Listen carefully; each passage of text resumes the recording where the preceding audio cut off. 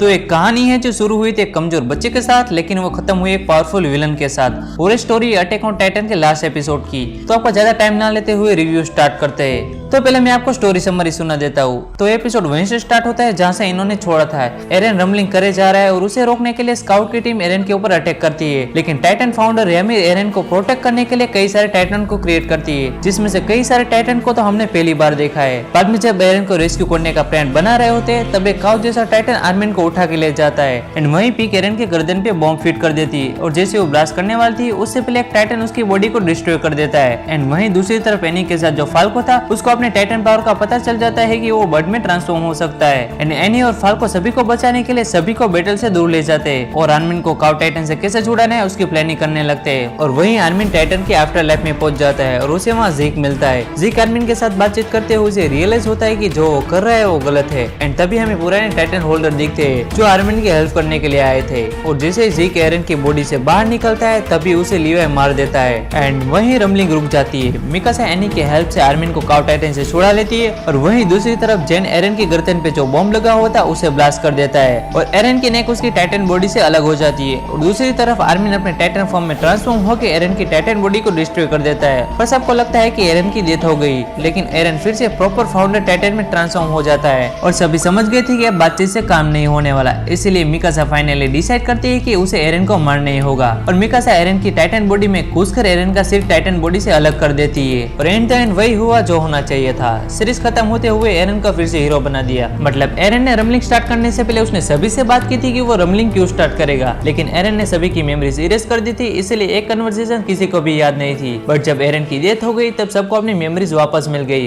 And तभी हमें Armin और एरन की बातचीत दिखाई जाती है। और उस कन्वर्सेशन में हमें पता चलता है कि एरन ने सब कुछ इसीलिए किया क्योंकि आगे फ्यूचर में पेन, वॉर, फ्यूटिलिटी और सफरिंग के अलावा कुछ नहीं था। वो चाह के भी वो फ्यूचर को चेंज नहीं कर पाएगा, इसलिए उसको रमलिंग का रास्ता आसान लगा, जिससे एरन तो विलन बन जाता लेकिन मिकासा आर्मिन हीरो बन जाते। और उसने ये सब कुछ करने के लिए इवन उसने भी सेक्रीफाइस किए हैं। मतलब अटैक ऑफ टाइटन के फैंस जानते होंगे, जो टाइटन फाउंडर है उसके पास एक पावर होती है कि वो पास्ट और फ्यूचर में छेड़छाड़ कर सकते हैं। और जब पास में सीजन 1 में फीमेल टाइटन बेरेटल को खाने वाली थी, एरन ने उसे रोक लिया, जिससे आगे जाके आर्मिन बेरेटल को खा के वो टाइटन में ट्रांसफॉर्म हो सके। लेकिन जिस फीमेल टाइटन को बेरेटल को खाने से रोका था, उसी फीमेल टाइटन ने एरन की माँ को खा लिया, जिससे एरन ने अपनी माँ की मौत की वजह बना। और जब आर्मिन को ये सारी मेमोरीज वापस आ गई, तभी उसके पीछे मिकासा एरन का सर लिए खड़ी हुई थी। तो वेल, अगर मैं पर्सनली बात करूं तो मुझे ये एपिसोड बहुत ही अच्छा लगा क्योंकि मैंने इस लेवल का एनिमे आज तक नहीं देखा। अगर मैं ये कहूं कि एनिमे हिस्ट्री का सबसे बड़ा इवेंट था, तो वो भी गलत नहीं होगा, क्योंकि इस एपिसोड में आपको वो सारी चीजें देखने को मिल जाती है जो आपको एक परफेक्ट एंडिंग में चाहिए। एक बड़ी फाइनल बैटल, गूज़बम्प देने वाले मोमेंट, एक बड़ा सैक्रिफाइस एंड सफरिंग एंडिंग जो हैप्पी होते हुए भी सैड है। तो यही सेम चीज अटैक ऑफ टाइटन्स के एंडिंग में फील होती है और आपके अंदर एक सवाल छोड़ जाती है कि एरन ने वर्ल्ड की 18% पॉपुलेशन को इरेज करके सही किया, क्योंकि इसी का नाम प्यार है। तो काफी सारे लोग इस प्यार को नहीं करेंगे, लेकिन यही ओबितो उचिया की फिलोसफी याद आती है। ओबितो उचिया ने एक लाइन बोली थी कि तुम दुनिया को बचाने के लिए अपने करीबी लोगों का सैक्रिफाइस कर सकते हो, लेकिन मैं पूरी दुनिया को डिस्ट्रॉय कर सकता हूँ सिर्फ तुम्हें बचाने के लिए। तो यही सेम चीज एरन करता है। उसने 18% पॉपुलेशन को इरेज कर देता है पैराडाइज आइलैंड के लोगों को बचाने के लिए।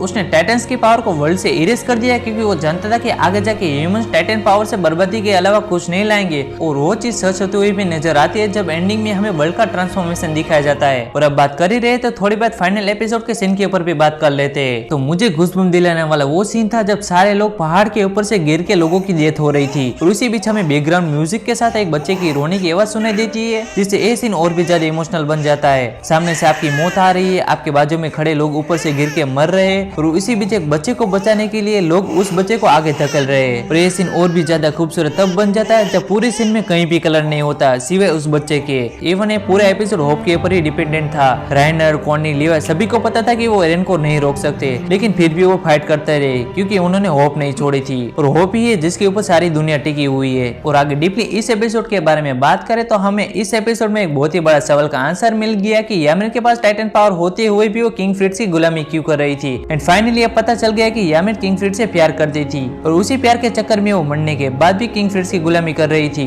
बट एरन ने यामिन को रियलाइज करवाया कि वो किंग फ्रिट्स की गुलाम नहीं है, वो अपने डिसीजन खुद ले सकती है। और एक तरह से देखो तो मिकासा और यामिर का लव सेम ही था, मतलब यामिर ने किंग फ्रिट्स को बचाने के लिए वो भला अपने ऊपर ले लिया, जबकि किंग फ्रिट्स उसे प्यार ही नहीं करता था। बट वहीं दूसरी तरफ मिकासा ने वर्ल्ड को बचाने के लिए एरन को सेक्रीफाइस कर दिया, जिससे यामिर समझ गई कि वो जो अब तक कर रही थी वो गलत था। इसलिए एंड में मिकासा के सामने रियल लुक वाली यामिर हमें देखने को मिलती है। और इन द एंड सारी चीजें खत्म होने के बाद सिर्फ बचती है तो यादें, और ये 10 साल की मेमोरीज लेकर मिकासा और हम जी लेंगे।